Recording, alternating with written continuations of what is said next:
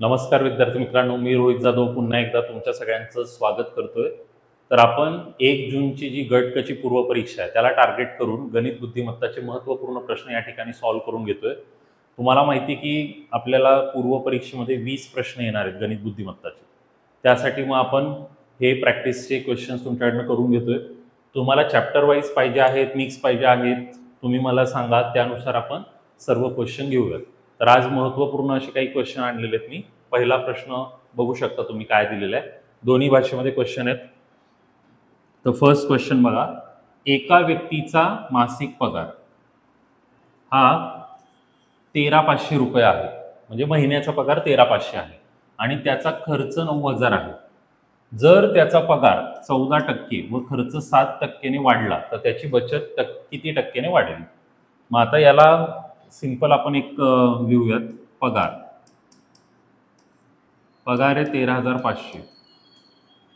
आता त्याच्यामध्ये कितीची वाढ झाली? 14%। तर 14% वाढली, तर 14% वाढ झाली। आता 14% काढायचे असतील तर 100 हे केलं तर 2 झिरो जातील, 14×5 70, 14 त्रिक 42 आणि 9, 14×1 = 14, मग ही एवढी वाढ होईल 1890ची। मग इथे आपण लिहू पगारामध्ये झालेली वाढ 1890। इथे नाही लिहिलं तरी चालेल, जस्ट तुम्हाला दाखवण्यासाठी लिहिली मी, 1890 पगारामध्ये वाढ झाली। त्यानंतर दिलेला त्याचा खर्च। आता खर्च जर आपण बघितला, खर्च 9,000 आहे, तर पगारामधनं जर खर्च मायनस केला तर बचत मिळेल। तर 0, 0, 5 आणि 4, तर ही झाली त्याची बचत, म्हणजे सेव्हिंग 4,500।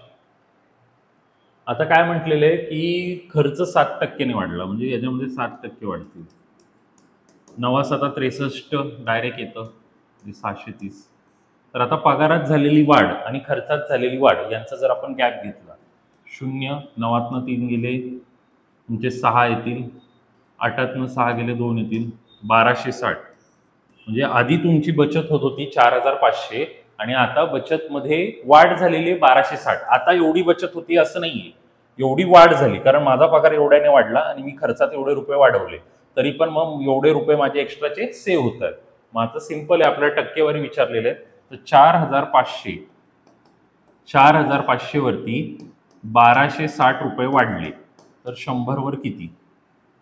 सिंपल, तुम्ही 2 शून्य डायरेक्टली घालवले, 9 ने भाग दिला तर 9×5 = 45, 9×1 = 9, 9×4 = 36 आणि हा 0, 5 ने भाग दिला, 5×2 = 10, 5×8 = 40, उत्तर आलं 28%।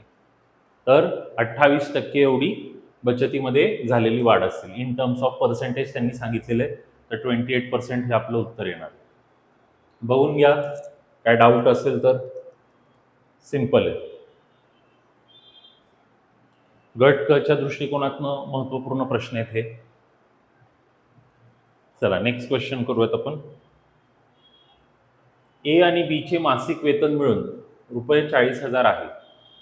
ए त्याच्या पगाराच्या 85% आणि बी त्याच्या पगाराचा 95% खर्च करतो। जर आता त्याची बचत समान असेल तर एचा पगार किती आहे?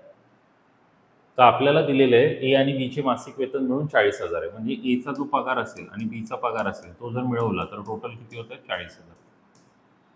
आता आपल्याला दिलंय ए त्याच्या पगाराच्या 85% खर्च करतो।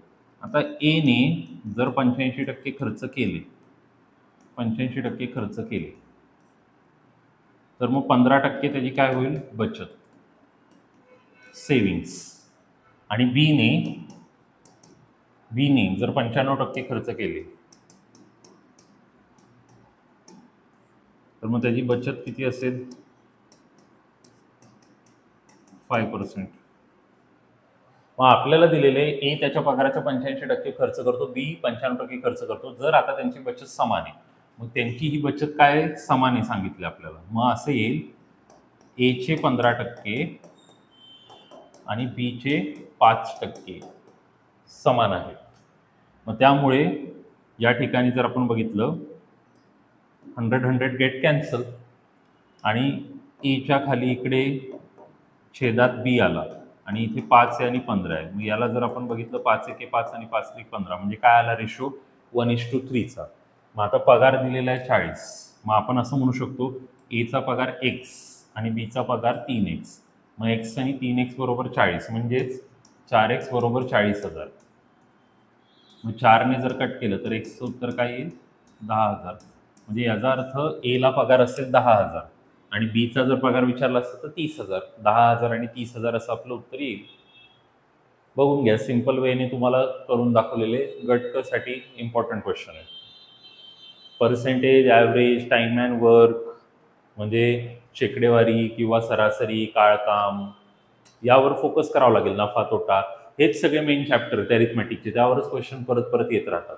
त्यानंतर अजून महत्त्वाचं रेल्वेची उदाहरणं वगैरे ते पण आहे. तुम्ही मला सांगा तुम्हाला ते पाहिजे असेल रेल्वेच्या उदाहरणांचं तर ते पण आपण करू शकतो. चला आता पुढे जाऊयात आपण. परत एकदा पगाराशीच रिलेटेड दिलेले. एच्या वार्षिक पगाराच्या 25% आणि बीच्या वार्षिक पगाराच्या 80%च्या समान आहे. म्हणजे एच्या पगाराच्या 25% हा बीच्या पगाराच्या 80%च्या समान आहे. हे असं आपण पहिलं वाक्य लिहिलं. बीचा मासिक पगार सीच्या मासिक पगाराच्या 40% आहे. बघा, बीचा पगार सीच्या पगाराच्या 40% आहे. तर सीचा पगार 6 लाख, तर एचा पगार किती? आता सीचा पगार 6 लाख म्हणतायत ते. तर आता सीचा पगार 6 लाख आणि आपल्याला काय काढायचंय? एचा मासिक पगार. पण आपल्याला दिलेले सीचा वार्षिक पगार 6, तर सीला वर्षाला 6 मिळतात. सीला वर्षाला 6 लाख मिळतात. 1 2 3 4 5. तर महिन्याला करायचं असेल तर 12ने गुणावं लागेल. 12 महिने असतात त्यामुळे भागावं लागेल. सॉरी. तर 12 25 60 म्हणजे 50,000 रुपये महिना. मग आता आपल्याला सीचा पगार माहिती आहे. मग सीचा पगार मी इथे टाकला. सीचा पगार आहे 50,000, मग तो इथे टाकला. आता सॉल्व्ह केलं. 0 0 गेले, 0 0 कॅन्सल झाले. तर आता 0 0 0 आणि 5 चौक 20 म्हणजे बीचा पगार आपल्याला मिळाला 20,000. मग आता बीचा पगार 20,000 मिळालेला आहे तर तो इथे टाकू शकतो आपण. आता त्याच्या आधी हे 100 100 कॅन्सल होऊन जातील. मग ए गुणिले 25 आणि 20,000 इथे टाकू आपण बीच्या जागी. 20,000 गुणिले 80. आता हे सॉल्व्ह करायचं आहे. डायरेक्टली भाग जातो. 25 8 हे 8 8 64. तर इथे आला पगार. एचा पगार 64,000. सिंपल केलेलं आहे आपण गणित, काय जास्त अवघड नाही त्यामध्ये. बघून घ्या, काय डाऊट असेल तर विचारा मला.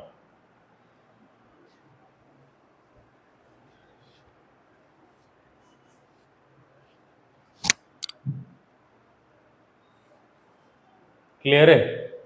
चला पुढच्या क्वेश्चनकडे जाऊयात. एका फर्म मधील पुरुष कर्मचाऱ्यांचे सरासरी पगार रुपये 5,200 आणि महिलांचे सरासरी पगार 4,200 आणि सर्व कर्मचाऱ्यांचे सरासरी वेतन 5,000. तर महिला कर्मचाऱ्यांची टक्केवारी किती आहे? आता याला मी तुम्हाला शॉर्टकटने करायचं असेल तर मिक्सचर एलिगेशन नावाचे एक टॉपिक आहे, त्याने पण मी करून दाखवू शकतो. आणि लॉंग कट तर आपल्याकडे आहेच, XY मानून आपल्याला करावं लागेल. तर दोन्ही मेथड मी या ठिकाणी तुम्हाला दाखवणार आहे. आता यामध्ये ना आपल्याकडे 3 किमती आहेत. एक आहे 5,200, एक आहे 4,200 आणि एक आहे 5,000. मग या 3 किमतींमध्ये ही किंमत आहे सगळ्यात मोठी, तर त्याला आपण डिअरर म्हणतो, महाग. ही किंमत आहे सगळ्यात लहान, ज्याला आपण चीपर म्हणतो, म्हणजे स्वस्त. आणि ही किंमत आहे मधली, ज्याला आपण मिडल किंवा मीन किंवा मिक्सचर प्राइस असं म्हणतो. तर मिक्सचर एलिगेशन हा एक वेगळा टॉपिक आहे. तुम्ही माझ्या बॅचमध्ये तो टॉपिक पाहाल तुम्हाला पाहिजे असेल तर. आता याला शॉर्टकटमध्ये करताना आपण काय करतो? डी मधनं एम मायनस करतो आणि एम मधनं सी मायनस करतो. तर डी जो आपला आहे 5,200, तर त्या 5,200तनं आपण 5,000 वजा केले आणि 5,000 जे आहे त्यातनं आपण 4,200 वजा केले. तर मग या ठिकाणी आलं वरती 200 आणि या ठिकाणी आलं 800. तर याला जर भाग दिला तर हे 1 आणि 4 असं आलं. तर यामधनं आपल्याला काय कळतं? 1 आणि 4. तर 1 म्हणजे महिलांची संख्या आणि 4 म्हणजे पुरुषांची संख्या. मग आता टोटल 1 आणि 4 म्हणजे झाले 5. मग 5 पैकी 1 महिला, 5 पैकी 1चा अर्थ काय असतो 20%. आणि तुम्ही म्हणजे कसं करणार, गुणिले 100 करून हे येऊन जातं ना, 5 ने इथे भागल्यावर 20%. तर ही झाली मिक्सचर एलिगेशनची मेथड. आता या व्यतिरिक्त तुम्हाला जर एक्स वाय मानून करायची असेल, आता इथे 2 आपल्याला व्हेरिएबल वापरावे लागतील, एक्स आणि वाय. म्हणजे आपण चल म्हणतो, तर एक्स आणि वाय असे 2 चल आपल्याला वापरावे लागतील, कारण इथे पुरुष आणि स्त्री यांच्याबद्दल आपल्याला माहिती नाही. मग आता इथे कसं करायचं बघा. पुरुषांची संख्या आहे एक्स आणि त्यांचा पगार किती आहे 5200. हे झालं पुरुष. पुरुषांची संख्या एक्स आहे आणि त्यांचा पगार आहे 5200, प्लस स्त्रियांची संख्या आहे वाय आणि त्यांचा पगार आहे 4200. हे झालं. आता पुढे या दोघांना जर एकत्र केलं एक्स अधिक वाय, तर यांचा सरासरी पगार किती होतोय 5000. कर्मचाऱ्यांचे वेतन 5000 येते. मग आता आपल्याला हे इक्वेशन सॉल्व्ह करायचं आहे. तर हे आलं 5200 एक्स, 4200 वाय, 5000 एक्स, 5000 वाय. मग हा एक्स वाला पार्ट इकडे वजा होईल, हा पार्ट इकडे वजा होईल. 5200तनं 5000 गेले तर हे येईल 200 एक्स आणि हे येईल 800 वाय. तुम्हाला दिसत असेल मगाच्या क्वेश्चन सारखं यायला सुरुवात झाली. हे 800 आणि हे 200, तर हे जर घेतलं तर 4 असेल. तर काही जण म्हणते सर उलटं उत्तर आलं. उलटं उत्तर नाहीये, आपण एक्स पुरुष मानलेलं, मग पुरुषांची संख्या 4 आणि वाय स्त्रिया म्हणलेल्या तर संख्या 1 ते चालेल. आणि मग याला पुढे आपण काय करतो की 1 अधिक 4 म्हणजे टोटल एम्प्लॉई झाले आपले 5, कारण इथे एक्स अधिक वाय दिलेले, मग टोटल एम्प्लॉई 5 आहे. मग 5 पैकी 1 महिला आहे, मग 100 पैकी किती, मग 5 ने इथे भाग दिल्यानंतर काय उत्तर आलं, झालं 20% आहे उत्तर इथे 20. बघून घ्या, कोणाला काय डाऊट असेल क्लिअर करून घ्या.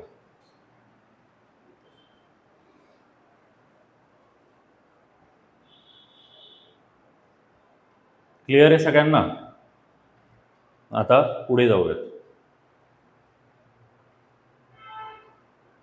आता यामध्ये पण आपण मिक्सचर एलिगेशन वापरू शकतो, जसं मगाशी मी सांगितले ते. बघा इथे पण 3 व्हॅल्यू दिसल्या, जिथे 3 व्हॅल्यू दिसल्या लगेच बघायचं. आता इथे 3 व्हॅल्यू कुठे आहेत, 10.8 किलो, 15 किलो आणि 6 किलो झाल्या 3 व्हॅल्यू. 3 व्हॅल्यू आल्या की मिक्सचर एलिगेशनचा यूज करता येतो. आता इथे खरं बघायला गेलं तर हे सरासरीचा क्वेश्चन आहे. 8 प्रौढ आणि काही अल्पवयीन असलेल्या कुटुंबात दर महिन्याला तांदळाचा सरासरी वापर 10.8 किलो आहे. प्रौढांसाठी सरासरी वापर 15 किलो आणि अल्पवयीनसाठी 6 किलो पर हेड म्हणजे प्रत्येकी. तर अल्पवयीन मुलांची संख्या शोधा. मागच्या गणितात जे केलं ते कॉपी जरी मी केलं तरी माझं उत्तर येणार आहे. आता डी काय, याच्यामध्ये डी म्हणजे हा आला आपला डी, हा आला डी. एम काय, तर हा मिडलवाला आहे एम आणि हा आहे आपला सी. मग D minus M, M minus C जर मी वापरलं तर डी आहे माझा 15, 15 मधनं माझा 10.8 मला वजा करावा लागेल आणि 10.8 मधनं मला 6 वजा करावं लागेल. मग आता हे जर मी केलं तर 10.8 म्हणजे 9-10 असं जर पकडलं तर हे 4.2 येईल. आणि हे जर बघितलं 6 नंतर 7, 8, 9, 10 म्हणजे 4.8 येईल. मग आता याला जर आपण भाग दिला 7 म्हणजे 6 पण जातो, 6 7 42, 6 8 48, विषय संपवला. इथे टोटल प्रौढ किती आहेत 8. मग प्रौढांची संख्या इथे दिली, प्रौढ आपले 8 आले, प्रौढ 8 आले म्हणजे लहान मुलं किती आली, लहान मुलं 7 आली, झालं लहान 7. मिक्सचर एलिगेशन जर समजलं ना तर त्याच्या ऍप्लिकेशन्सने आपल्याला शॉर्टकटमध्ये लगेच गणित करता येतात. एकदम इझिली करून दाखवले बघा, काय टेन्शनच नाही आहे. आणि मग आपल्याला मगाशच्या मेथड सारखं करायचं एक्स वाय, तर इथे वाय मानायची गरज नाही. का मी सांगतो, कारण आपल्याला विचारलं दिलेल्या 8 प्रौढ आणि काही अल्पवयीन. मग आपण असं म्हणू बघा,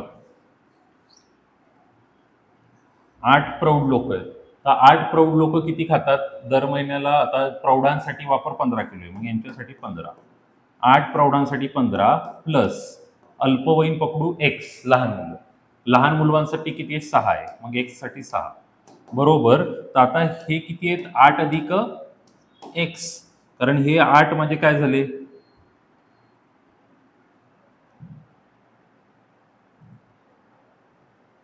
चला हे काहीतरी मध्ये चाललेले, ठीक आहे, याला साईडला हे करून घेतो मी.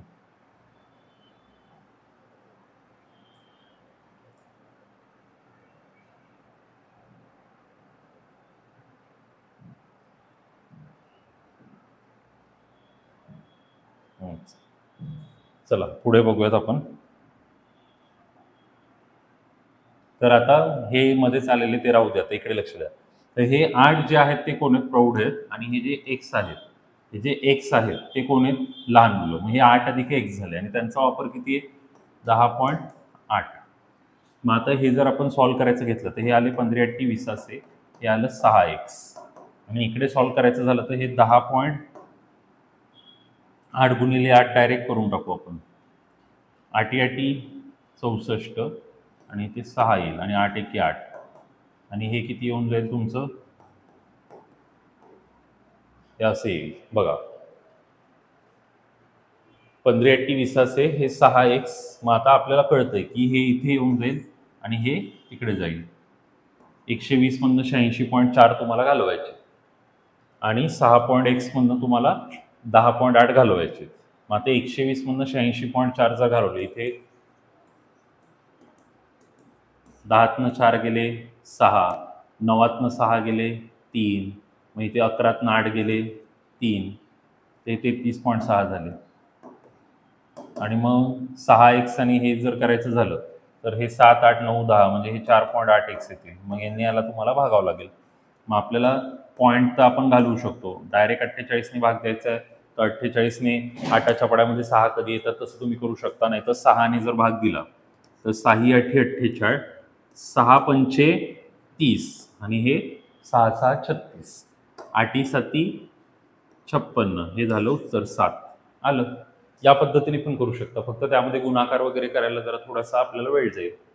आता ही पण मेथड आहे आपल्याकडे, बघून घ्या, काय डाऊट असेल तर क्लिअर करा. पुढचा क्वेश्चन घेतो मग मी.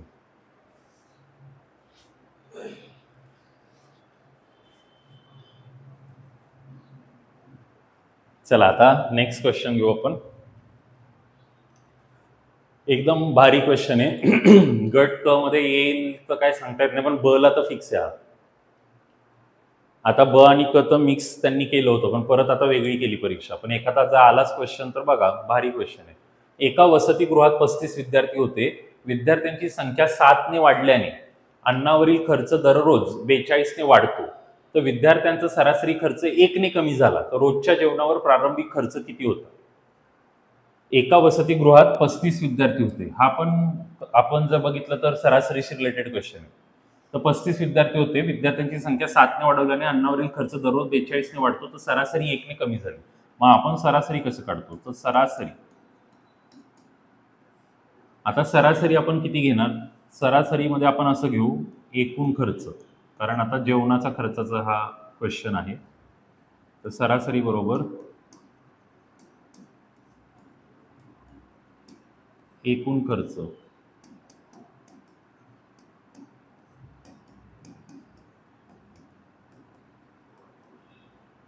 आणि एकूण विद्यार्थी. मग आता आपल्याला दिलेलं आहे इथे विद्यार्थी 35 होते, सरासरी x होती. तर मग खर्च जो असेल तो किती होईल, 35x. आणि यालाच जर आपण पुढे कंटिन्यू केलं, विद्यार्थी 7ने वाढले. मग आता मला सांगा, विद्यार्थी तुमचे किती झाले, 42, 35 मध्ये 7 वाढले. तर काय म्हणतायत, अन्नावरील खर्च दररोज 42ने वाढतो. अन्नावरील खर्च दररोज 42ने वाढतो. तर आधीचा खर्च किती आहे,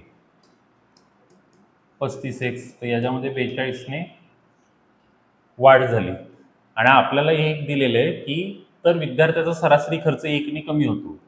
मग सरासरी तर काय झाली तुमची, आधी x होती तर आता काय झाली, 1ने कमी झाली. तर याला जर तुम्ही सॉल्व्ह केलं तर हे येईल 42x वजा 42, आणि हे येईल 35x अधिक 42.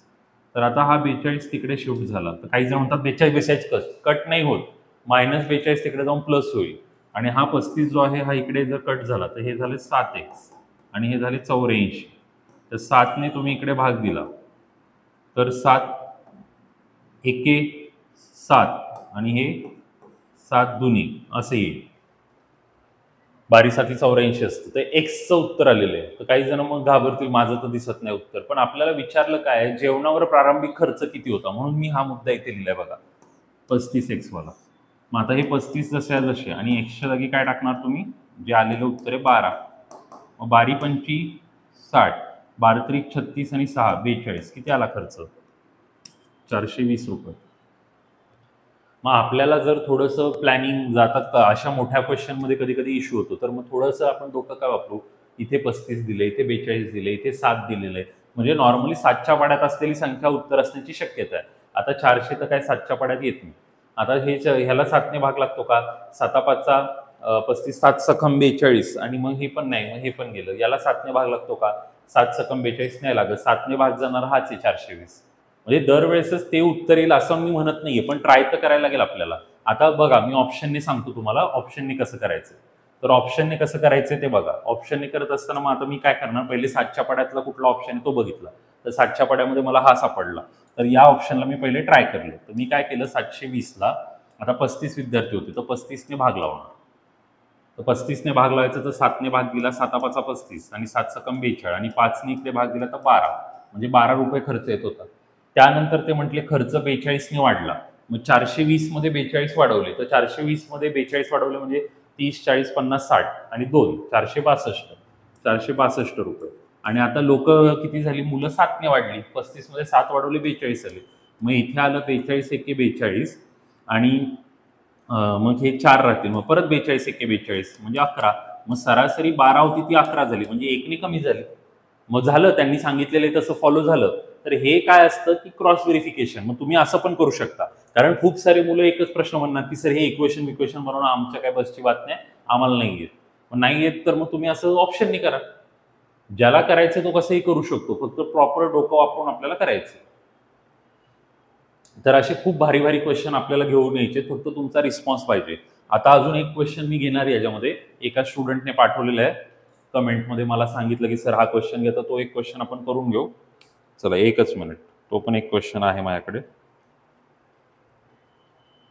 मला वाटतं टाइम अँड वर्कचा आहे क्वेश्चन.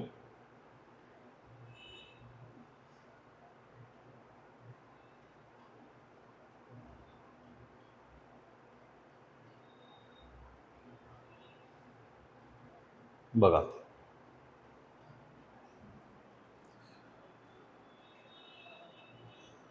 हा हे सोप्पा आहे, मला तरी सोप्पा वाटला. काय प्रश्न होता,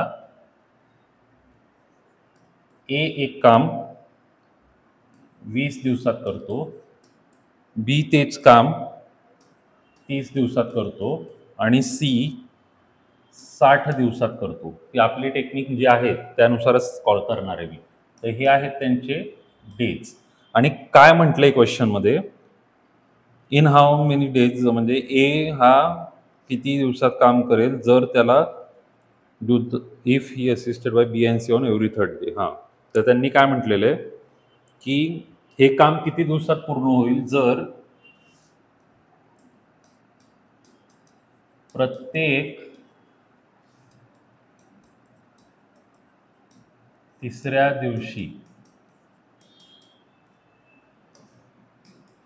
बी व सी एला मदत करतील, असा क्वेश्चन आहे. म्हणजे कमेंटमध्ये इंग्लिशमध्येच टाकलाय तो क्वेश्चन. त्यांनी लिहिलेलं आहे, in how many days can A do the work if he is assisted by B and C on every 3rd day, असं म्हटलेलं आहे क्वेश्चनमध्ये. म्हणजे तिघं एकत्र काम नाही करत आहे, ए एकटा काम करेल आणि प्रत्येक तिसऱ्या दिवशी बी आणि सी त्याला मदतीला येणार आहे.